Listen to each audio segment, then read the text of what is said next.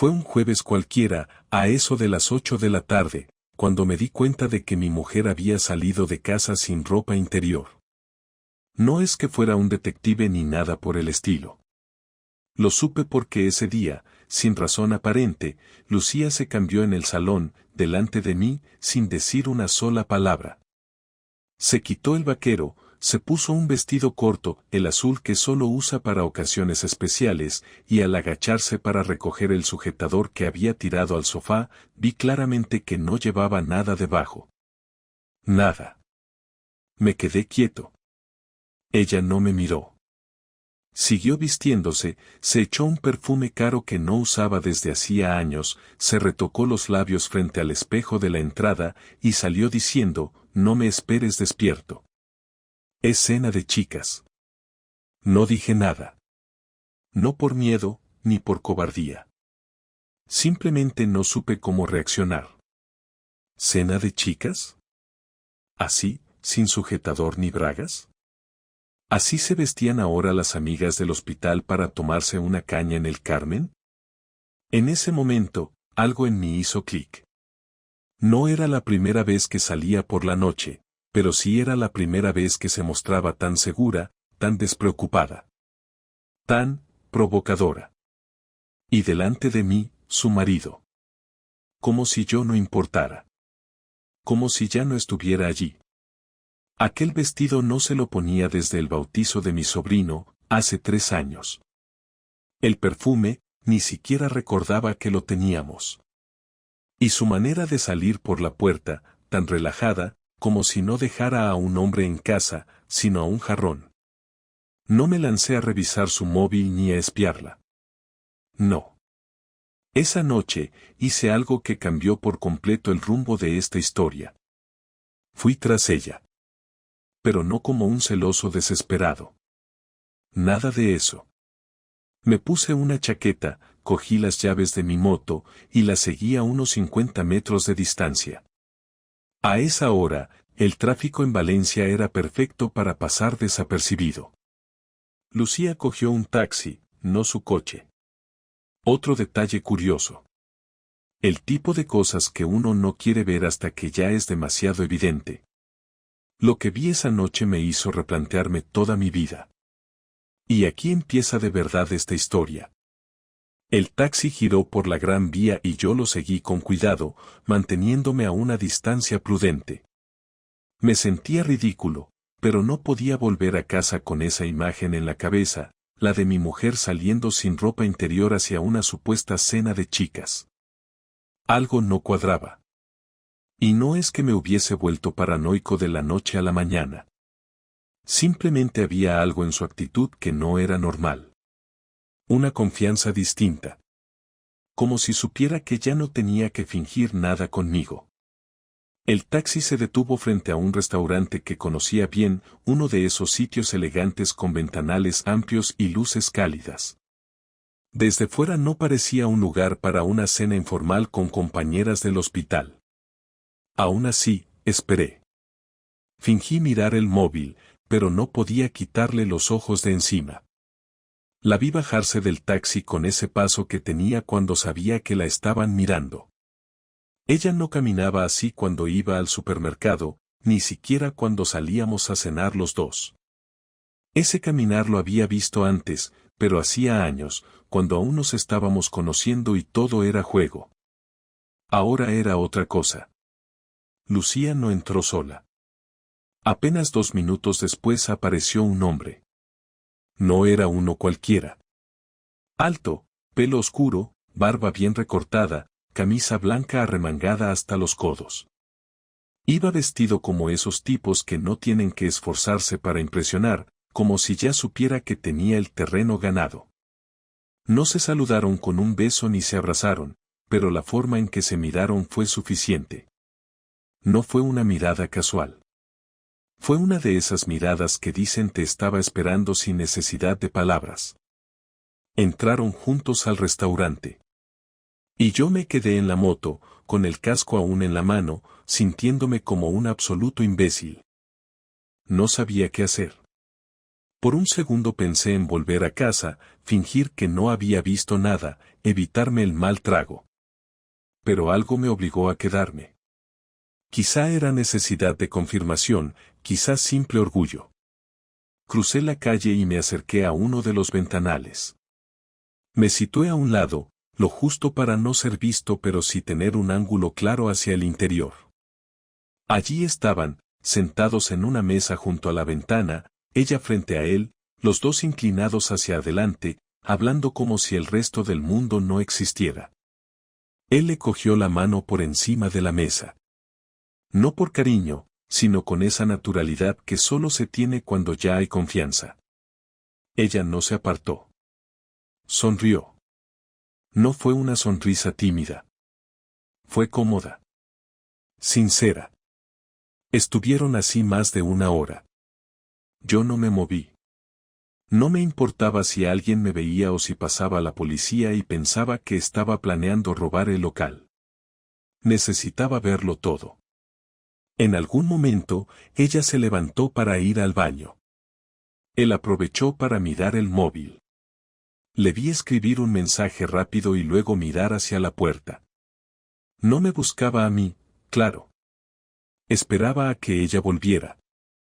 Cuando regresó, se inclinó hacia él y le susurró algo al oído.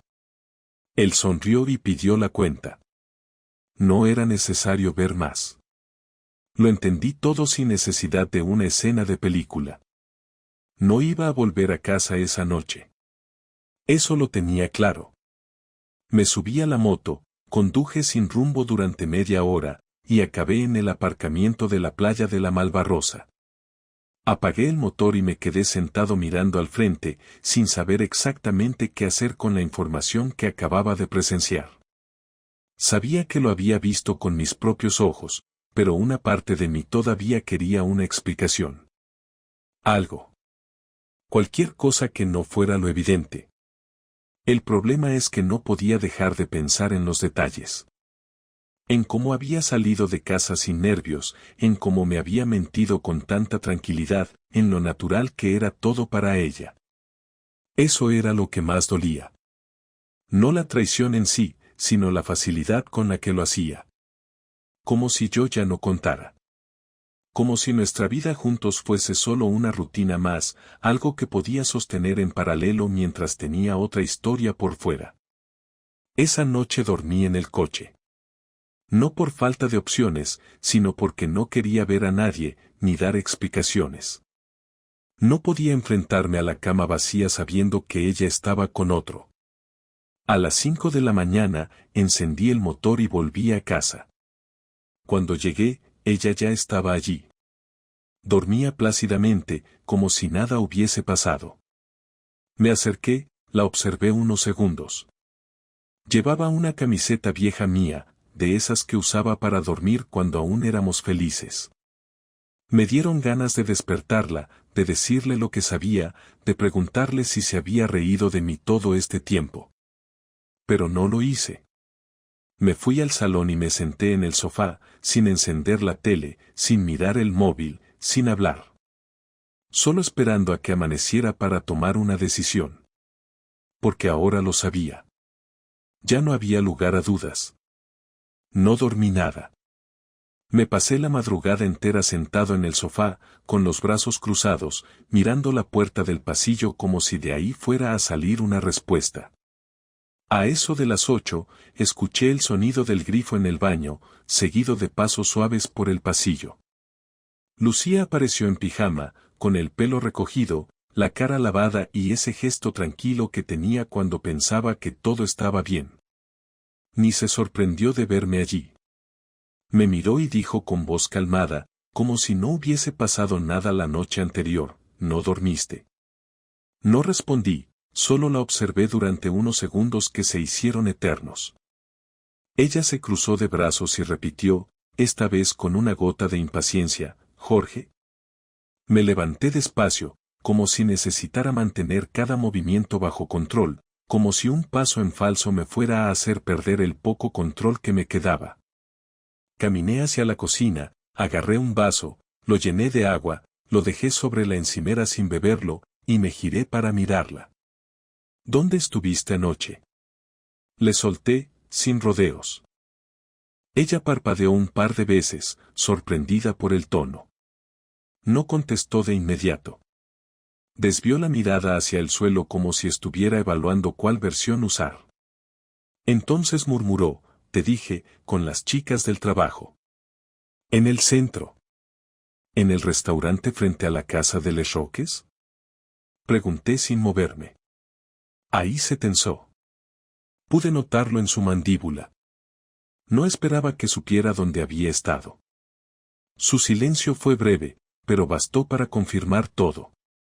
Se tomó unos segundos antes de decir, ¿me seguiste?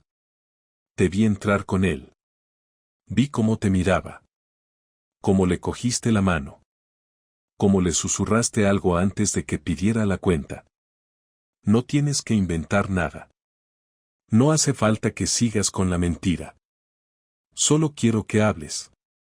Ella se sentó en una de las sillas del comedor, se frotó las manos como si tuviera frío, aunque el piso estaba templado. No me miraba.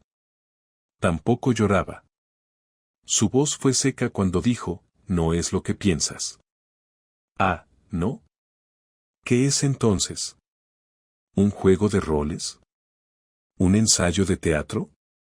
Lucía levantó la cabeza y me miró por fin. Sus ojos no eran de culpa. Tampoco de tristeza. Eran de rabia. Jorge, no voy a justificarme. Si querías pillarme, ya lo hiciste. Felicidades. ¿Ahora qué? ¿Vas a echarme? ¿Vas a montar una escena? Su tono cambió a uno que yo no le conocía, uno que me revolvió el estómago. Me apoyé en la encimera, intentando mantenerme en pie mientras la presión en el pecho aumentaba. No sabía si estaba más dolido por lo que había hecho o por cómo lo estaba diciendo. Ni una disculpa, ni un gesto de arrepentimiento. Nada. Solo indiferencia. Le pregunté si al menos pensaba decirme desde cuando estaba con ese tipo. Al principio se quedó callada, pero luego soltó la bomba como si fuera un dato sin importancia, desde junio. Me quedé quieto. Era octubre. 4 meses. 4 meses en los que dormíamos en la misma cama, comíamos juntos, hacíamos planes, mientras ella salía con otro. Le pregunté si era del hospital. Asintió con la cabeza, sin dar más detalles. ¿Te enamoraste de él? Pregunté. Ella dudó. No por no saber la respuesta, sino por decidir si decirla o no. Al final contestó, no lo sé. No sé lo que siento. Solo sé que contigo ya no siento nada. Sentí que alguien me estaba golpeando en el pecho con una silla. No era lo que dijo, era como lo dijo. Sin dudar, sin suavizar. Como si se quitara una mochila de encima. Le pregunté si pensaba seguir con él. Me dijo que no lo sabía. Le pregunté si me había sido infiel antes, con otras personas. No, solo con él, dijo. Yo no le creí del todo, pero tampoco tenía fuerzas para seguir preguntando.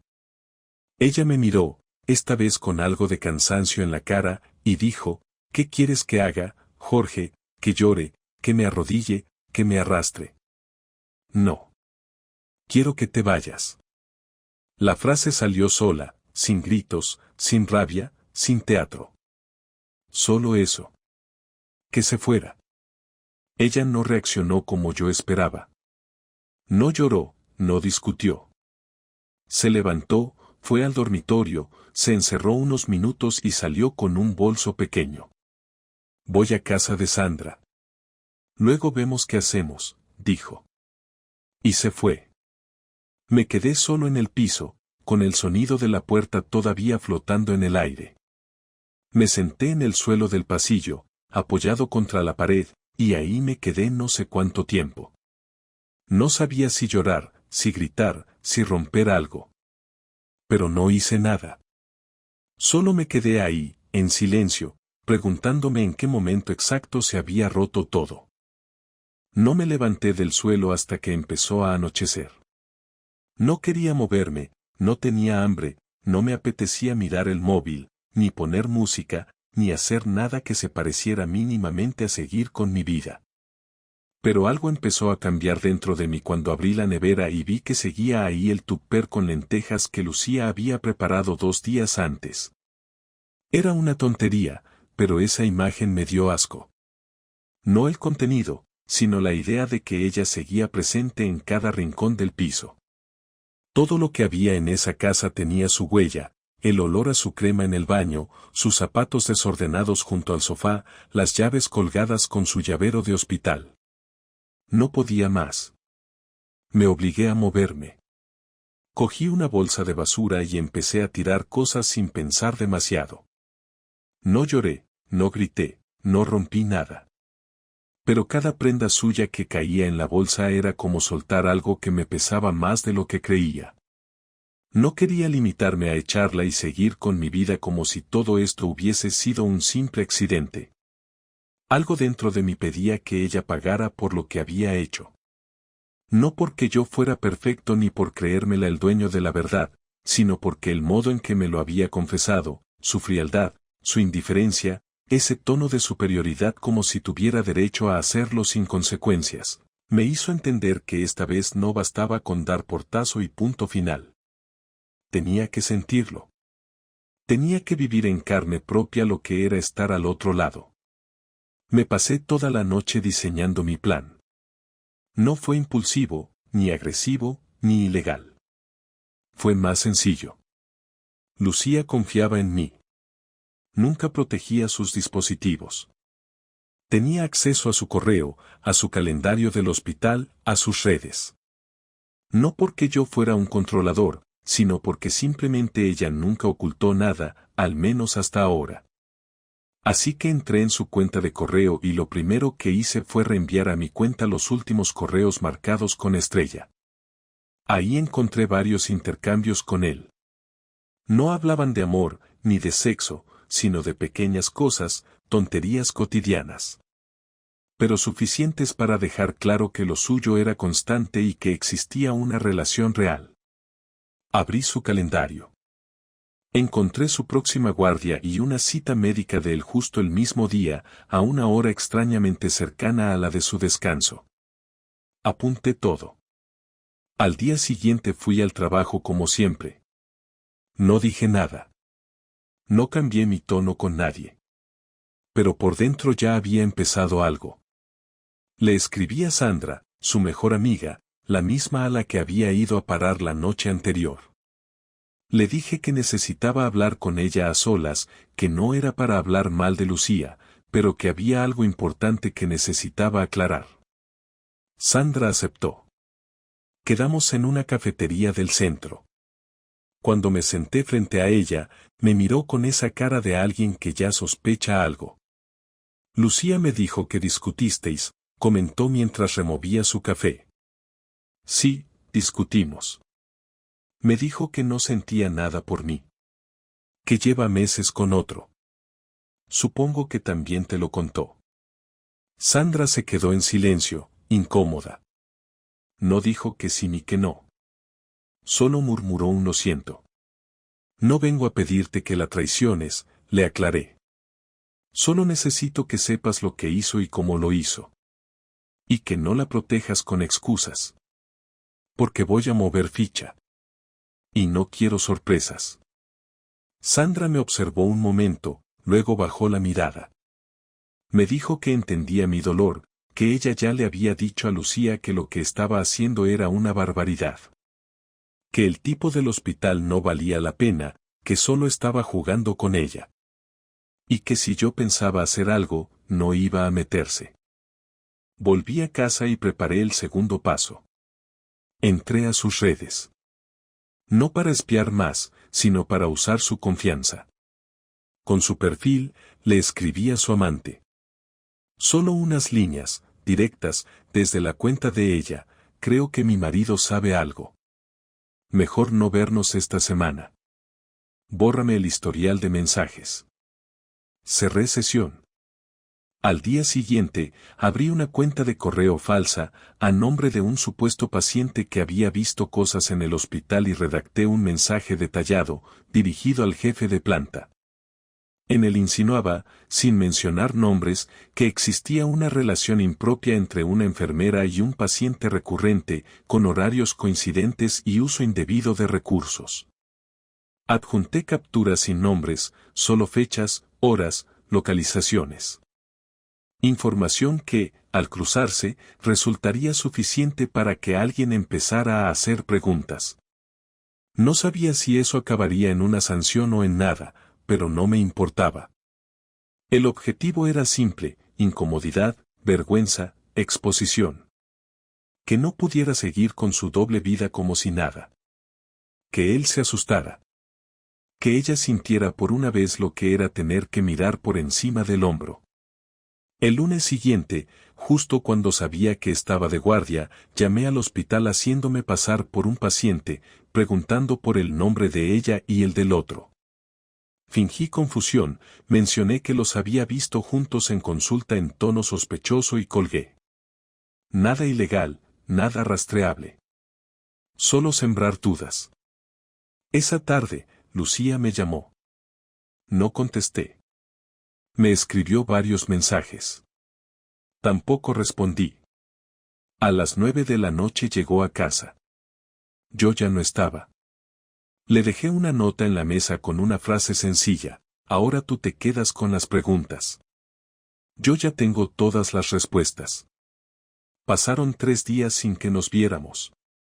Ella me escribió cada noche, y cada mañana encontraba 1 o 2 mensajes más, algunos largos y confusos, otros breves, directos, siempre con ese tono entre arrepentido y justificativo que parecía escrito más por miedo que por culpa. No contesté a ninguno.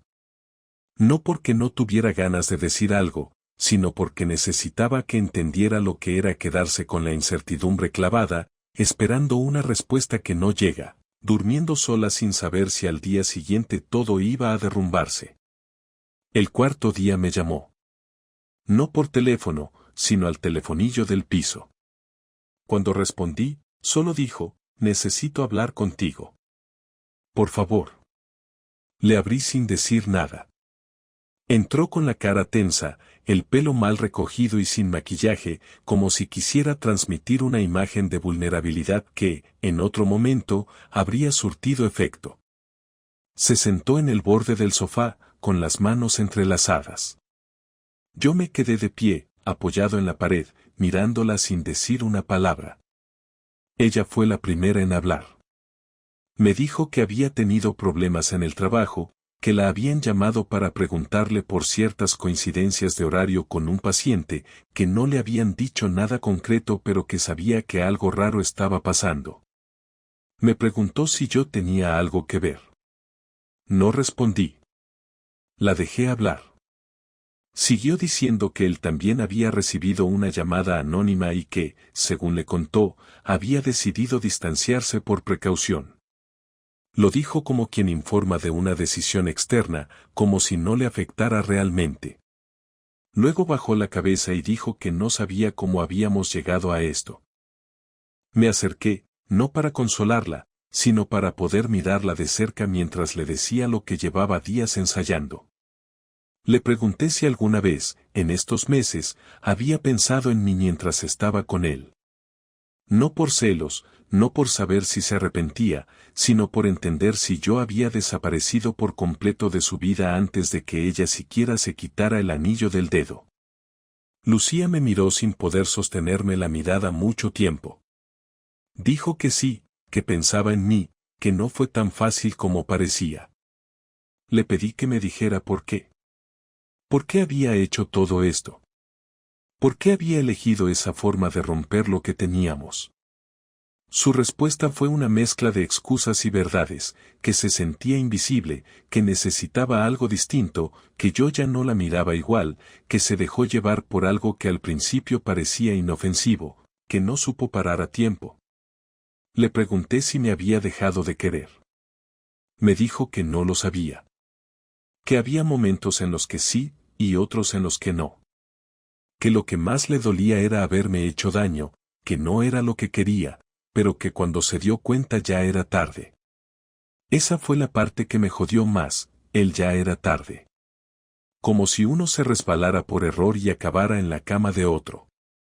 Le respondí que no se resbaló, que tomó decisiones concretas y repetidas durante meses. Que no fue una noche, ni un mensaje, ni un beso.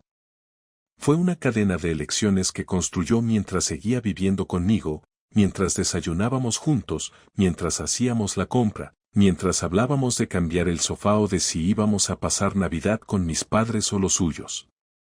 Ella no dijo nada. Se quedó en silencio. Un silencio incómodo, largo, que no resolvía nada. Entonces le dije que no íbamos a seguir. No como pareja, no como compañeros, ni como cómplices de una mentira cómoda. Que no había vuelta atrás. Que podía intentar justificarse, llorar, escribir cartas, hablar de segundas oportunidades, pero que yo ya había cruzado esa línea mental que separa al que sufre del que empieza a ver las cosas con frialdad. Que ya no confiaba en ella. No solo por lo que había hecho, sino por cómo lo había manejado después. Por la arrogancia con la que me miró aquella mañana cuando la enfrenté. Por la frialdad con la que se fue de casa sin discutir, como si ya tuviera claro que era cuestión de tiempo. Le dije que yo no era perfecto, que habré fallado en 1000 cosas, pero que jamás me planteé mentirle en la cara durante meses. Que lo nuestro no se rompió por un desliz, sino por una cadena de decisiones egoístas. Ella se levantó despacio. No lloró, pero su voz temblaba cuando dijo que entendía mi decisión. Me preguntó si quería que recogiera todas sus cosas o si prefería que viniera otro día. Le dije que lo hiciera hoy. Que cuanto antes, mejor. Me pidió un poco de tiempo, que no quería hacerlo corriendo. Le dije que tenía hasta el domingo. Me miró por última vez y preguntó si algún día íbamos a poder hablar como personas normales. Le respondí que no lo sabía. Que eso dependía de muchas cosas que no estaban bajo mi control. Que ahora mismo solo quería cerrar esta etapa sin más daños. Se fue sin decir adiós. Y no lo necesitaba. Porque lo nuestro ya había terminado mucho antes de esa última conversación. El domingo por la tarde, cuando regresé a casa después de pasar el día fuera, encontré la llave encima de la encimera, su copia, la que usaba siempre. No dejó nota, ni mensaje, ni señal de despedida. Solo la llave y el armario del dormitorio casi vacío. Me senté en la cama y miré los cajones que había dejado abiertos, el espacio libre donde solían estar sus cosas, y me sentí extraño, no porque me costara verla fuera de mi vida, sino porque me di cuenta de que no la echaba de menos. No como pareja, no como alguien que uno quiere recuperar. Lo que sentía era más parecido a la calma. Una calma rara, nueva, pero clara. Como cuando el ruido constante desaparece y uno se da cuenta de cuánto lo estaba aguantando sin saberlo. Durante los días siguientes, la rutina volvió, pero distinta. Me levantaba temprano, iba a trabajar, hacía mis cosas, volvía a casa y cenaba algo simple. No había mensajes por leer, ni llamadas sin responder, ni planes pendientes con alguien. Empecé a llenar los silencios con tareas pequeñas, limpié todo el piso a fondo, cambié las sábanas, organicé papeles que llevaba meses acumulando. Compré una silla nueva para el escritorio y tiré el florero que ella insistía en mantener aunque siempre me pareció horrible. No hice nada dramático, no me rapé el pelo ni me abrí una cuenta en alguna app de citas. Simplemente me ocupé de mí, de lo mínimo, de lo básico. Y fue suficiente. Una tarde, mientras volvía del supermercado, me crucé con Sandra. Me saludó con un gesto, se acercó y me preguntó cómo estaba. Le dije que estaba bien, y no era una respuesta vacía. Ella me miró con una expresión que no supe interpretar del todo, como si no esperara que estuviera tan tranquilo. Me dijo que Lucía estaba en casa de su madre, que había estado bastante mal los primeros días, que lloraba, que decía que no sabía en qué momento lo había perdido todo. Le respondí que cada uno lidia con las consecuencias a su manera. Sandra asintió. No me pidió que la perdonara, ni intentó convencerme de nada, solo me dijo que si algún día necesitaba hablar con alguien, que la llamara. Le agradecí y me despedí. Un par de semanas después, me llegó la citación del juzgado para iniciar el proceso de separación. Todo fue rápido. Sin bienes en disputa, sin hijos, sin nada que nos atara legalmente más allá del papel. Cuando firmé, no sentí ni alivio ni tristeza. Sentí cierre. Un punto final concreto. Salí del juzgado, fui a tomarme un café solo, y luego volví a casa. Esa noche, por primera vez en mucho tiempo, dormí sin pensar en nada antes de cerrar los ojos. Un mes después de que todo estallara, me encontré a su madre en el mercado. Me miró con esa mezcla de vergüenza y compasión que tienen los padres cuando no saben cómo justificar lo que ha hecho su hija. Me preguntó si estaba comiendo bien, si necesitaba algo. Le dije que estaba bien, que podía cuidar de mí solo, como siempre lo había hecho. Me preguntó si algún día íbamos a hablar los tres, a cerrar las cosas como adultos. Le dije que no hacía falta. Que las cosas ya estaban cerradas. Me miró en silencio, asintió con tristeza, y se fue sin insistir. Después de todo, lo que más me sorprendió fue lo rápido que uno se adapta a la ausencia. Pensé que me costaría más, que habría noches de angustia, que terminaría mirando fotos viejas o revisando conversaciones buscando señales. Pero no fue así. Cuando alguien te traiciona de esa manera, no queda espacio para el duelo romántico. Queda la decepción, sí, y la rabia, y las preguntas. Pero una vez que se disuelven esas emociones, lo que viene es simple, seguir. No hay gloria en eso, no hay redención, no hay aplauso. Solo un hombre, su casa, y su vida nueva. Ahora salgo más. Me veo con amigos que había dejado de ver. Hago cosas solo sin sentirme raro. El otro día fui al cine por mi cuenta, algo que antes me parecía triste, y lo disfruté como hacía años que no disfrutaba algo. No porque la película fuera buena, sino porque no tenía que fingir interés, ni comentar nada después, ni mirar el móvil de nadie durante la función. Solo estaba yo, y eso era suficiente. Lucía no volvió a escribirme. No sé si porque entendió que no había nada que recuperar, o porque su orgullo se lo impide. Me da igual. Si algún día me la cruzo por la calle, no le voy a desear nada malo. Tampoco le voy a sonreír. Solo la voy a mirar, le voy a hacer un gesto educado con la cabeza, y voy a seguir caminando. Porque la vida sigue, pero lo importante es cómo decidimos seguirla. Y yo, esta vez, decidí seguirla sin ella.